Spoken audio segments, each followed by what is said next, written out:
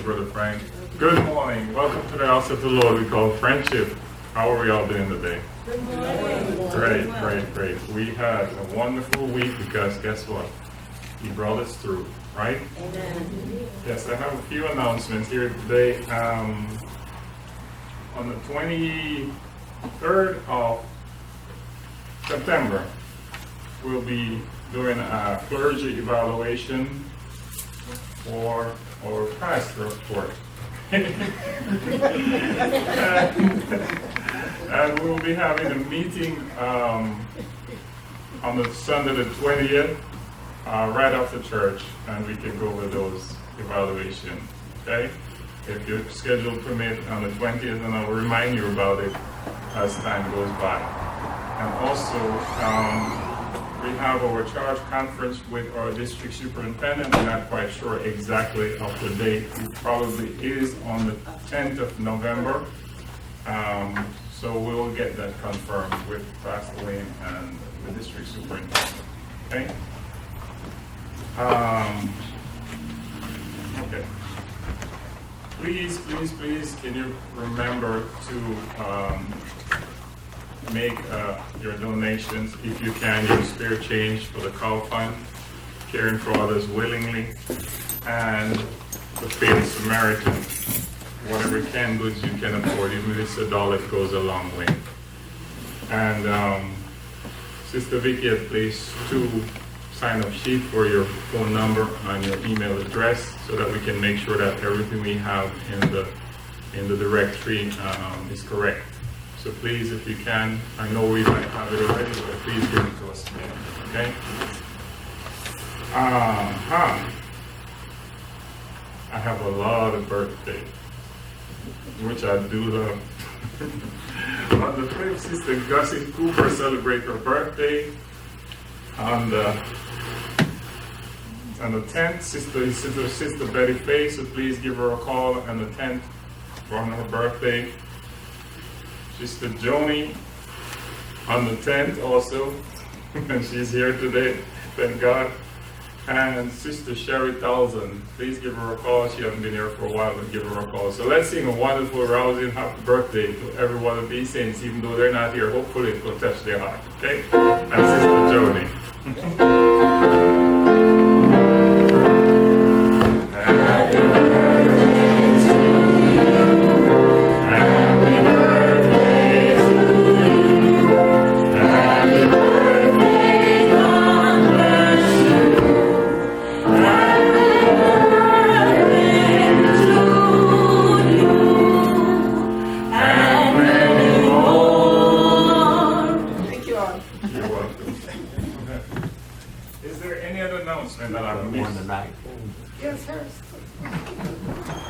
I just want to remind everyone who has signed up for the Disciple 1 class, it will start next Sunday, 4 o'clock to 6 o'clock.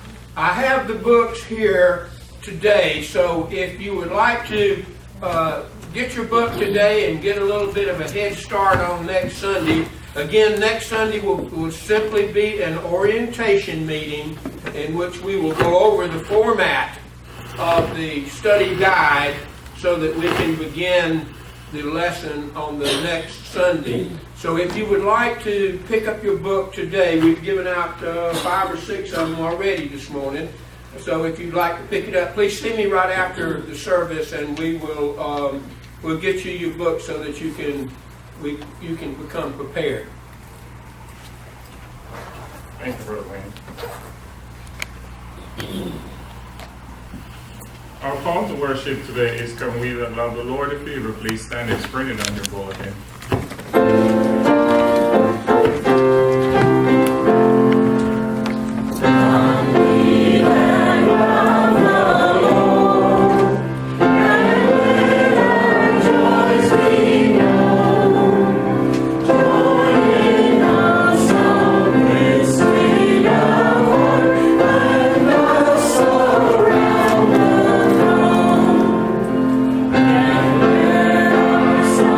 Sometimes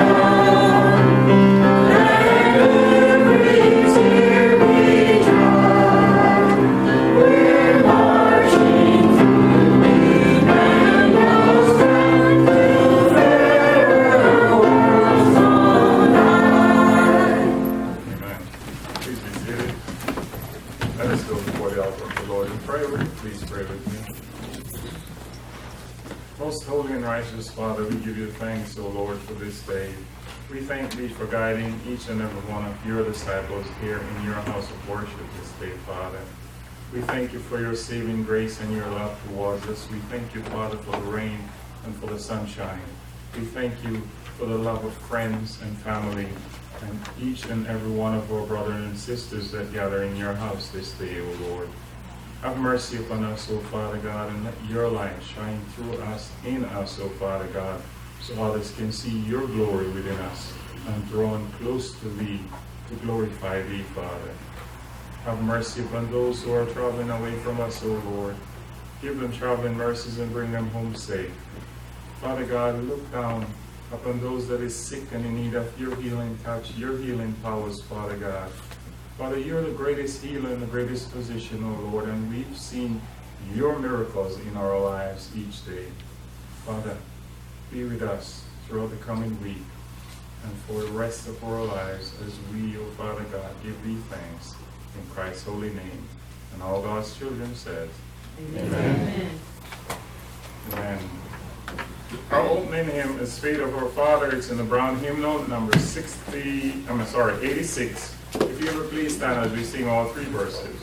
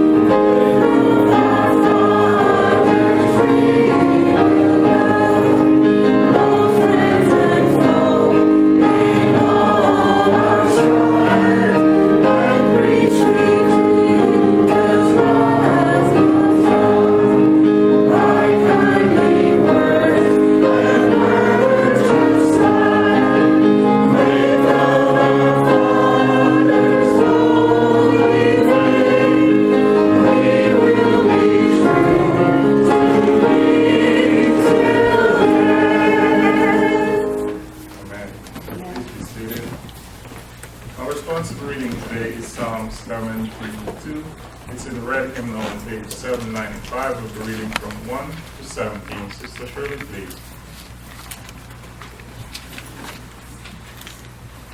Give the King your justice, O God. And your righteousness to the royal Son. May he judge your people with righteousness.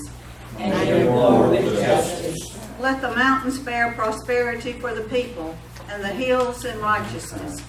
May he defend the cause of the poor of the people. Give deliverance to the needy, and crush the oppressor. May he live while the sun endures, and as long as the moon throughout all generations. May he be like rain that falls on the mountains, like showers that wait for the. In his days may righteousness flourish, and peace abound, till the moon be no more. May they have dominion from sea to sea, and from the river to the ends of the earth. May his foes bow down before him, and his enemies lick the dust. May the kings of Tarshish and of the isles render him tribute. May the kings of Sheba and Seba bring gifts. May all kings fall down before him, all nations serve him. For he delivers the needy when they call, the poor and those who have no helper, He has pity on the weak and the needy, and saves the lives of the needy. from oppression and violence, to redeem their life, and precious is their blood in his sight. Long may he live, may gold of Sheba be given to him, may prayer be made for him continually, and blessings invoked for him all the day. May there be abundance of rain in the land. May it wave on the tops of the mountains. May its fruit be like Lebanon. And may they blossom forth in the cities like the grass of the field. May his name endure forever. His name continue as long as the sun. May people bless themselves by him. All nations call him blessed. Amen. Amen. Thank you, Sister Shirley. Our affirmation of faith with Apostles' Creed is printed on the left side of your bulletin when it is open. If you would please stand. I believe in God the Father Almighty, maker of heaven and earth, and in Jesus Christ, his only Son, our Lord, who was conceived by the Holy Spirit, born of the Virgin Mary, suffered under Pontius Pilate, was crucified, dead, and buried. The third day he arose from the dead. He ascended into heaven, and sitteth at the right hand of God the Father Almighty. From thence he shall come to judge the quick and the dead. I believe in the Holy Spirit, the Holy Catholic Church, the communion of saints, the forgiveness of sins, the resurrection of the body, and life everlasting. Amen.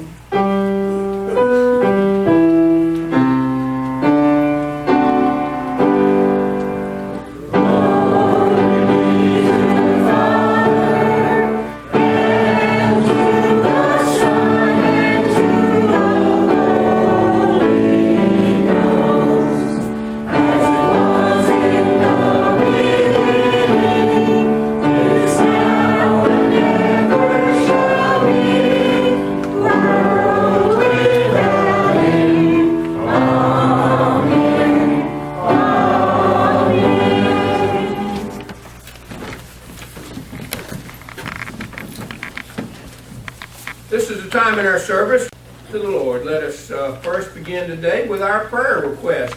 Do we have any additional ones that we need to add to our prayer list this morning? I have a few.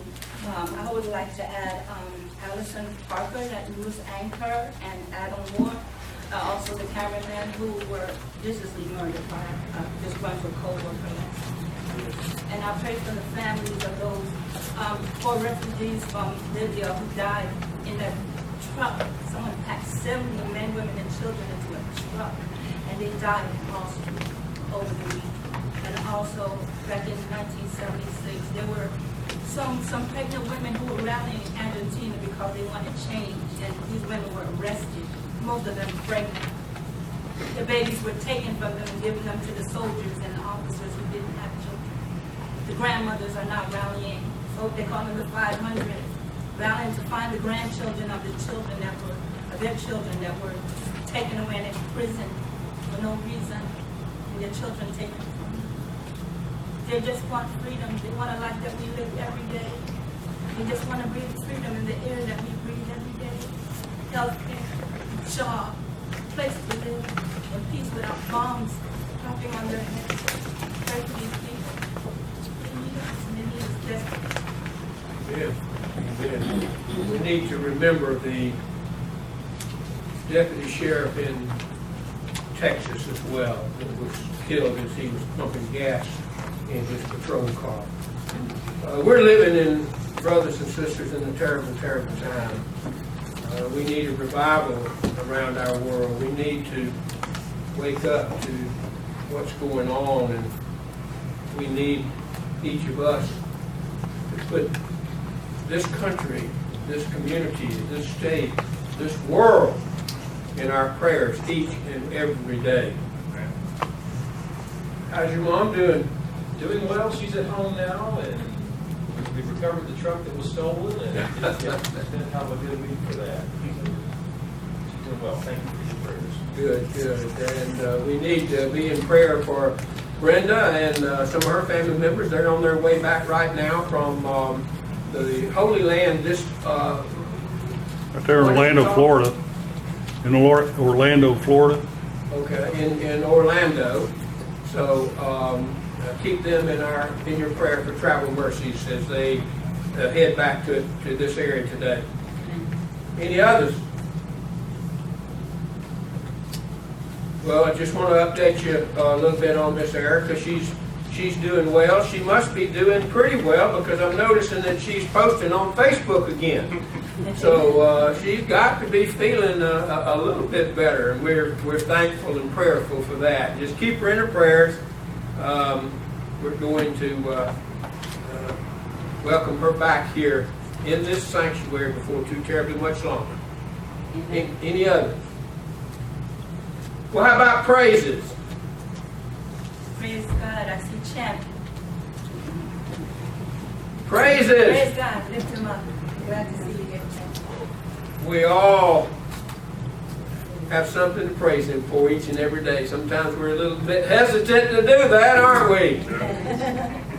But we need to remember the grace and the love that He gives us every single minute of every single day. Praise God. Praise God. Anything else? Well, then let us go before the Lord in our corporate prayer.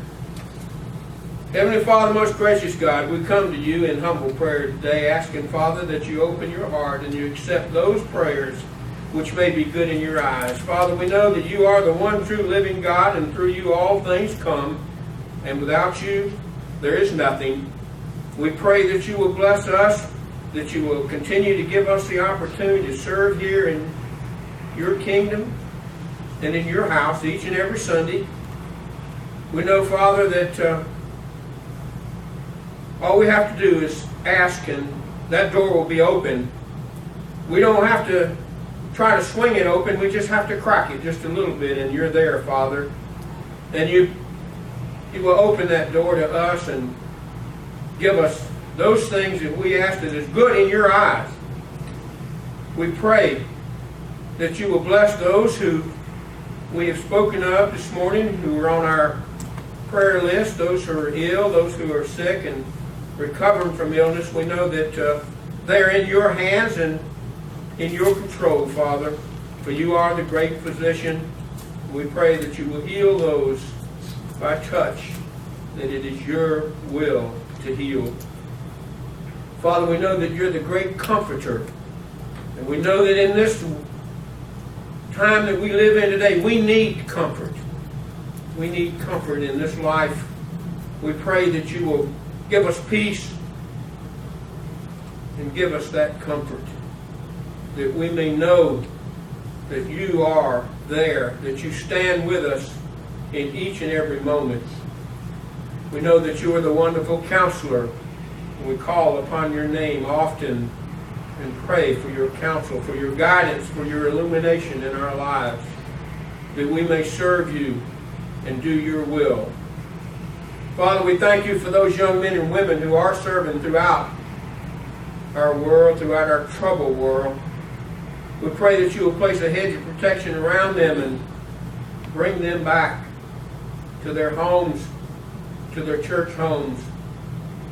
Father, we pray for peace on this earth. We know that one day we will have total peace on this earth. The day that you step back and you assume your position in this, your earthly kingdom. Father, we thank you for your Son, Jesus Christ, who taught us how to live, taught us how to love, and by his very example, he taught us how to pray. Our Father, which art in heaven, hallowed be thy name. Thy kingdom come, thy will be done, on earth as it is in heaven. Give us this day our daily bread, and forgive us our trespasses, as we forgive those who trespass against us. And lead us not into temptation, but deliver us from evil. For thine is the kingdom, and the power, and the glory forever. Amen.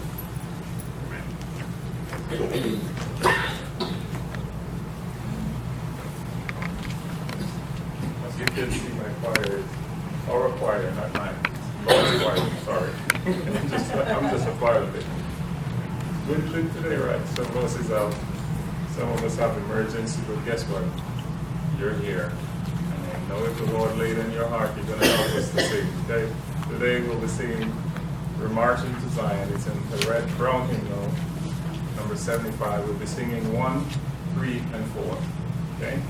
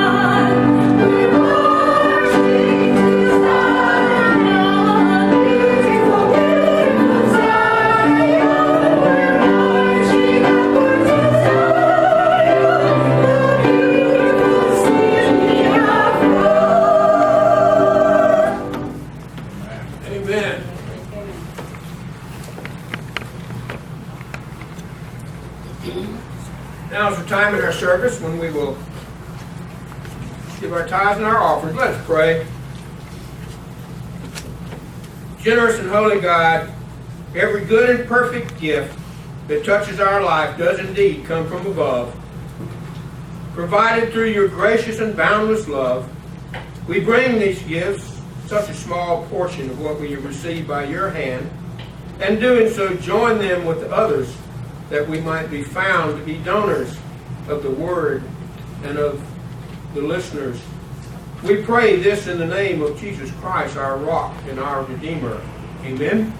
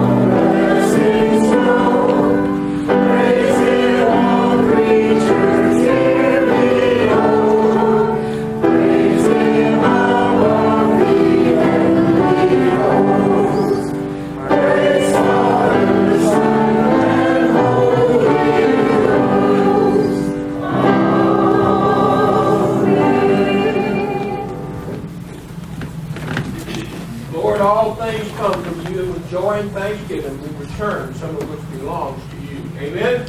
Amen. And again,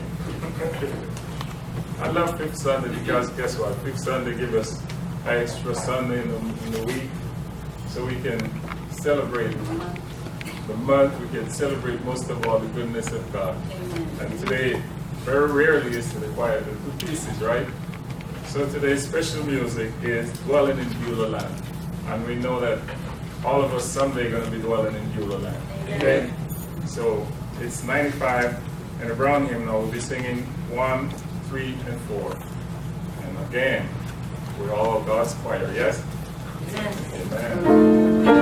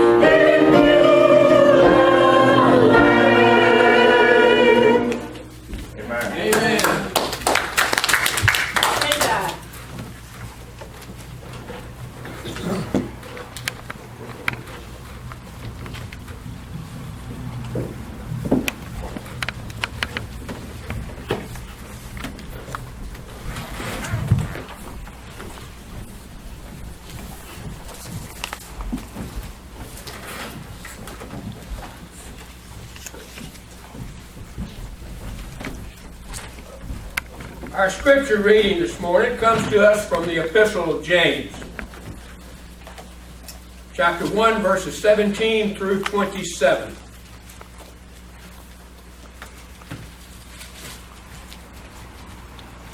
Every good and perfect gift is from above, coming down from the Father of the heavenly lights, who does not change like shifting shadows. He chose to give us birth through the word of truth, that he might be a kind of first fruit of all he created. My dear brothers, take note of this. Everyone should be quick to listen, slow to speak, and slow to become angry. For man's anger does not bring about the righteousness that God desires. Therefore get rid of all moral filth and the evil that is so prevalent, and humbly accept the word planted in you, which can save you. Do not merely listen to the word and so deceive yourself. Do what it says. Anyone who listens to the word but does not do what it says is like a man who looks at his face in the mirror, and after looking at himself goes away and immediately forgets what he looks like. But a man who looks intently into the perfect law that gives freedom and continues to do this, not forgetting what he has heard, but doing it, he will be blessed in what he does. Amen. If anyone considers himself religious and yet does not keep a tight rein on his tongue, he deceives himself and his religion is worthless. Religion that God our Father accepts as pure and faultless is this: to look after orphans and widows in their distress, and to keep oneself from being polluted by this world. Amen? Amen. Word of God for the people of God. Thanks be to God. Amen.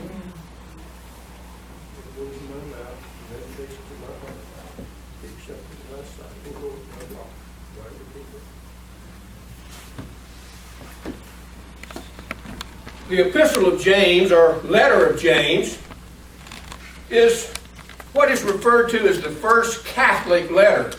Now we know from our recital of the Apostles' Creed that that word Catholic means universal. So this is a letter that was generated and was sent around universally to the Jewish Christians in the early days as the church was beginning to be established and continuing to grow. It was written to the Jewish Christians. We see in chapter 1, verse 1, it says, to the 12 tribes gathered among the nations. Now the old King James verse says, dispersed among the nations. And we remember what happened after Stephen was stoned, when the Jewish Christians were dispersed throughout the world because of the persecution that was brought upon them. And this, of course, was God's plan, because by them being dispersed throughout the known world, His word was spread through them and by them. This epistle was written, believed to be written sometime around 50 A.D. James was martyred in 62 A.D. And we believe that this is written before the time of the writings of Paul, because we don't see any references in this writing to Jesus' promises to the Gentiles. Or do we see any writings about the controversy that later came in the church in Jerusalem between Gentiles and the Jewish Christians. So we believe it was written before Paul's writings. Now, as with all of the books of the Bible, this book has a key theme. The key theme that James brings forward in his writing is that of spiritual maturity. You see, he's telling us that it's time to gain a little bit of spiritual maturity. It's time to grow up. He writes this because of the fact that in this time, the Jewish Christians are having a pretty difficult time in their personal lives, and as they begin to try to develop this church. You see, there was no central church at that time. They met as house churches. Very small, maybe 4, maybe 5, maybe 6, maybe 1, maybe 2, that was scattered throughout the area. So they didn't have any main direction from a established church. And one of the main problems that they were experiencing at this time was a failure on the part of many to live what they profess to believe. We don't have that problem today, do we? We don't have a problem living what we profess to believe, do we? No. So James writes his letter to these church leaders primarily, and he wants them to see 2 things. He wants them to see God's goodness. In verse 17 he says, every good and perfect gift is from above, coming down from the Father of heavenly lights.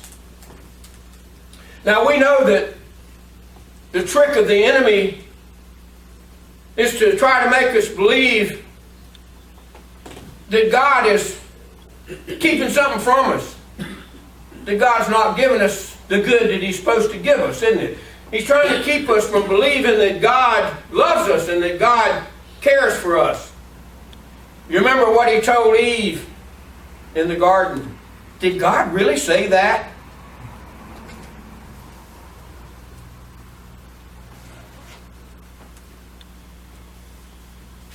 For us to look into God's goodness, we need to look into 4 different things. We need to know where His goodness comes from. First of all, it tells us right here that everything that He gives us is good.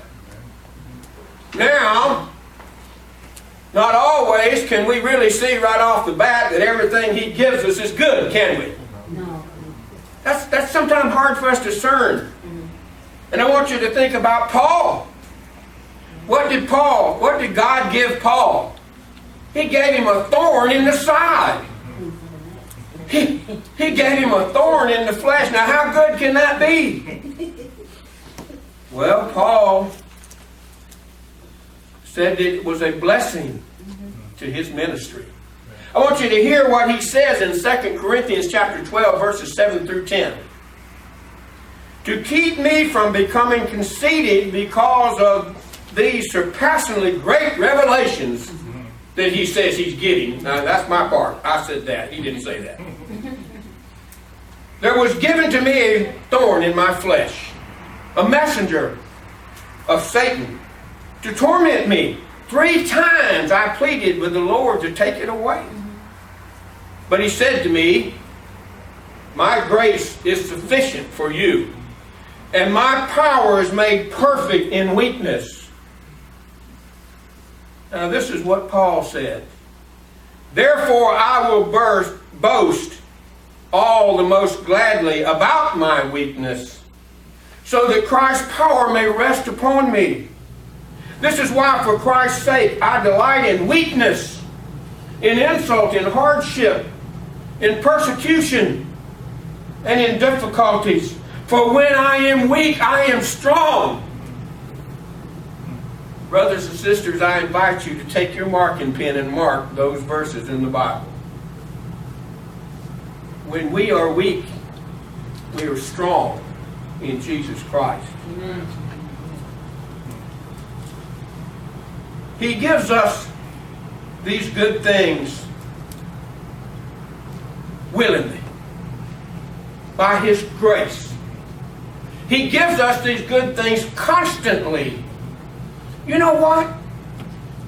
Your heart beats about 60 times a minute, doesn't it? About once a second. And you know what? Every one of those heartbeats is a gift from God. Amen. Every one. God doesn't change either, does He?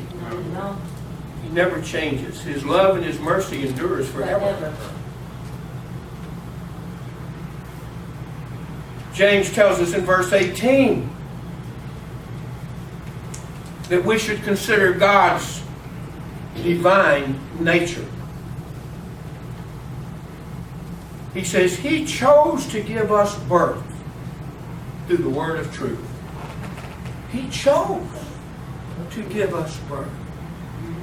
It wasn't our idea. It wasn't our mother's and our father's idea. He chose with His divine nature to give us birth. And He chose to give us a new birth through His Son, Jesus Christ.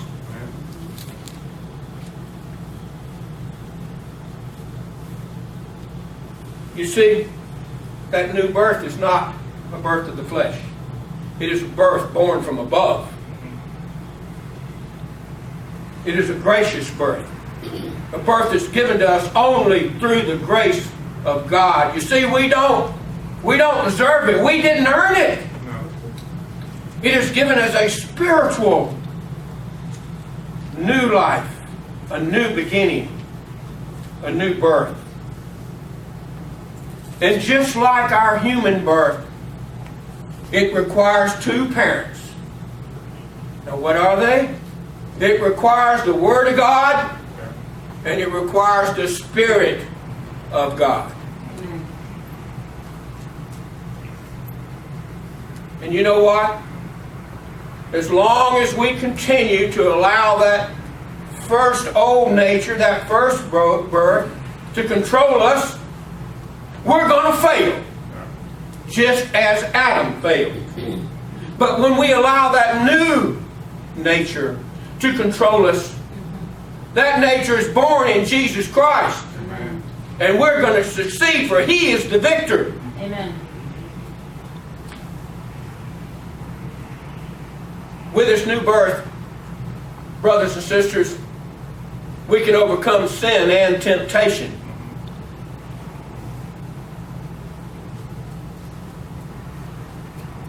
In a new birth, in this new nature, we need to spiritually mature in three ways. James tells us what they are. We need to gain spiritual maturity and growth in receiving the Word. And brothers and sisters, in sharing the Word. Verse 19 through 21 tells us how we can receive that Word. You know, there's a kind of a title that goes along with some people who call themselves Christians, and we call them sometimes CEOs. You know what that means? Christmas and Easter only. And they think they're being saved. Oh, I got news for them. Got news for them. CEOs. You see, in order for us to receive the Word, we first have to be here, don't we? Or somewhere, maybe not even here. We can receive that Word out there, if there's someone willing to give it out there. Amen.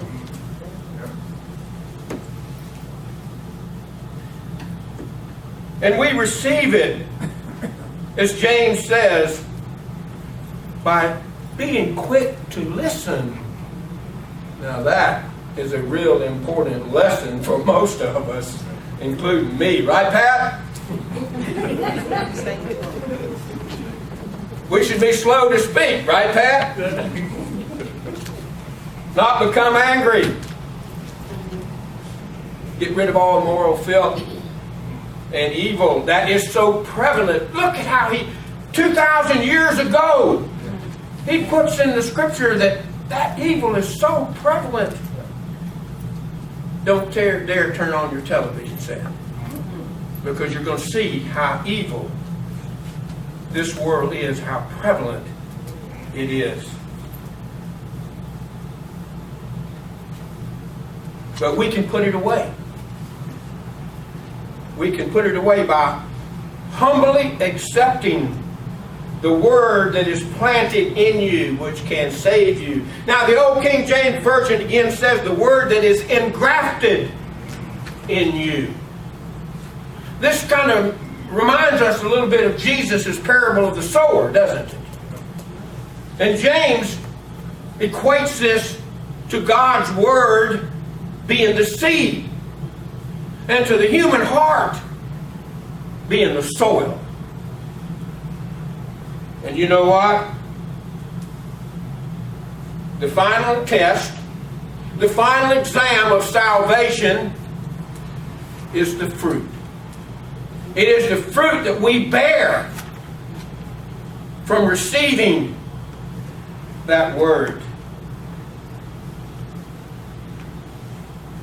It is the fruit that changes our lives as Christians, changes our character and our conduct,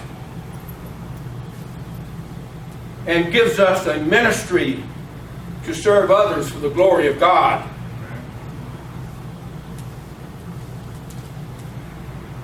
Verses 23 through 25 tells us how to practice this word.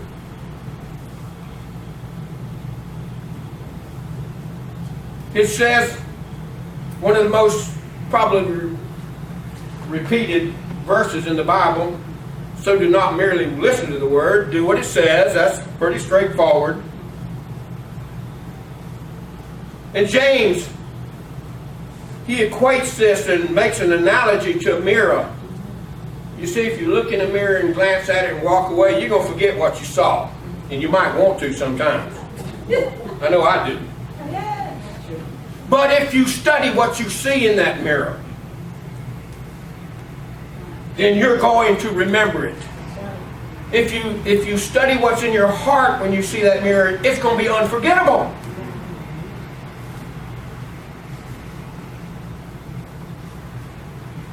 Verses 26 and 27 tell us how to share what we've now received and what we've now practiced. And here, brothers and sisters, is the doing part of it. We need to consider our religious activity. Is it pure and faultless and acceptable to God the Father? The word religion, the Greek meaning that was originally written here, was demonstrative worship. Demonstrative worship. What does that mean? That means you demonstrate what you see, what you hear, what you learn here. You demonstrate it. And you demonstrate that by sharing and by speaking about it, and further, by separation of the world. Now, what do I mean by separation of the world?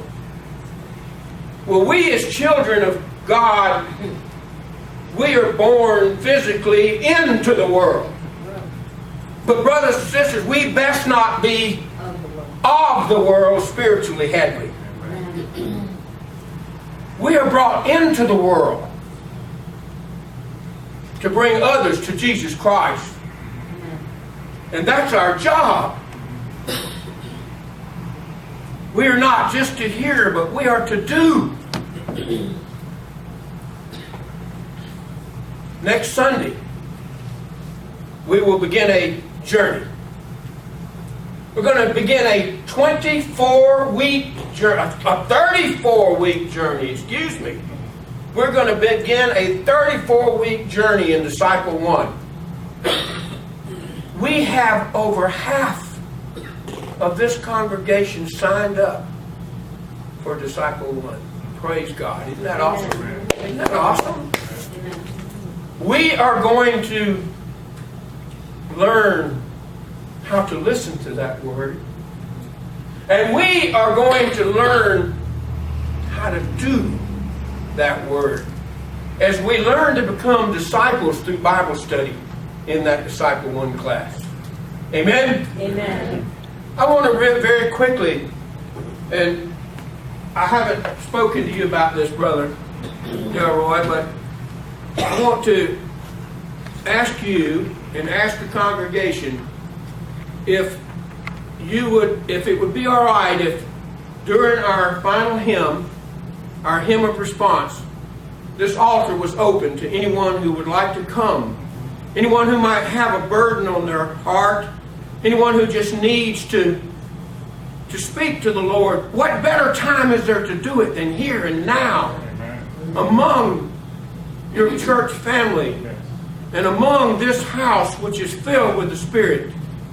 So if you have anything that is burdening on you, or that you just want to thank God or whatever, I want to say that the altar will be open, and if you would like either one of us to pray with you, all you have to do is let us know. Now, we're not going to bother you if you come to the altar, but if you'll just give us a little nod, if you'll show us that you want us to pray with you, we will be here to do that.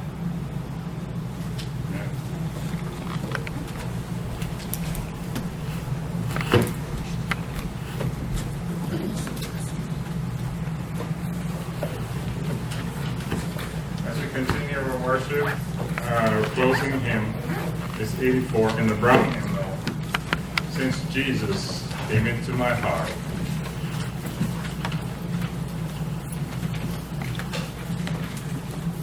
We will sing it first and last, 1 and 5.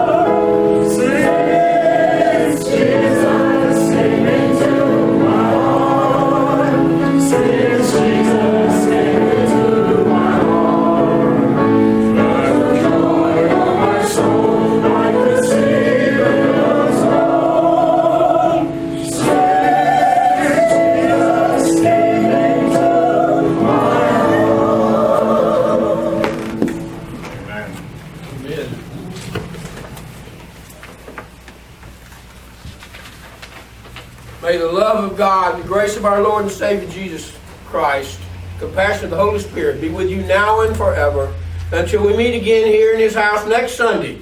May He hold you in the hollow of His heart. Amen? Amen. And if anyone wants to pick up their Disciple 1 book,